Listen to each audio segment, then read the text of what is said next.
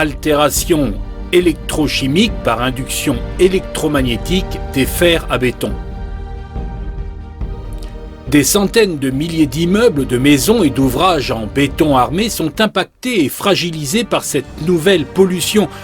environnementale issue des rayonnements en haute fréquence des antennes relais et des répéteurs hertziens.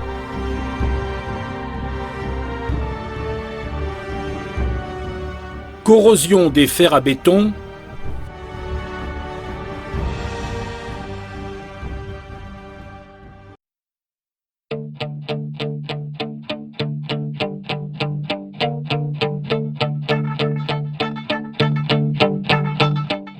permittivité, appelée également constante diélectrique, et conductivité électrique du béton armé.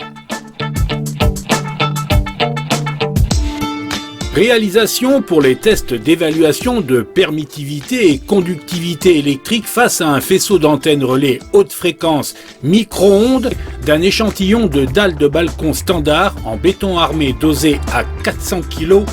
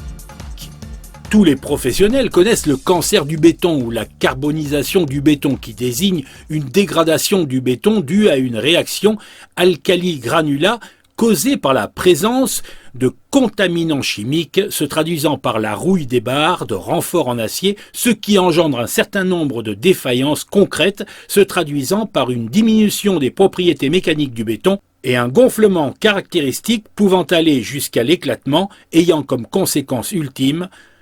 un effondrement de l'ouvrage. Concrètement, le cancer du béton ou la carbonisation du béton ont entraîné par exemple la démolition de dizaines de maisons individuelles neuves dans la vallée de la Maurienne, mais aussi des ponts, d'autoroutes ou d'ouvrages ayant des contraintes. En ce qui concerne les barrages, ceux-ci sont placés sous surveillance permanente avec des travaux spécifiques de traitement expansif, notamment des fissures. Depuis les années 2000, les fers présents dans le béton sont soumis à un nouveau type de corrosion, conséquence d'une altération électrochimique par induction électromagnétique engendrée par la nouvelle pollution environnementale artificielle des rayonnements des antennes relais et répéteurs hertziens.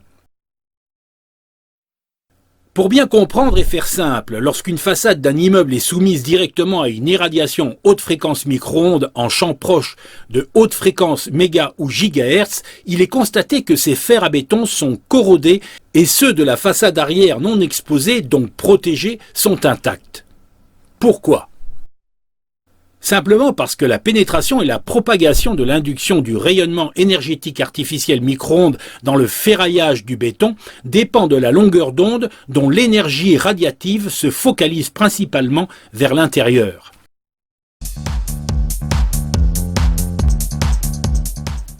La nouvelle irradiation par les hautes fréquences micro-ondes dans les faisceaux d'antennes relais et répéteurs hertziens provoque par induction électromagnétique et réaction électrochimique Une corrosion des fers à béton, donc une altération de leur résistance mécanique, ce qui engendre l'affaiblissement ou la ruine des ouvrages en béton armé ayant des contraintes comme par exemple les maisons, les immeubles, les châteaux d'eau, les câbles des structures précontraintes, les ponts et les balcons.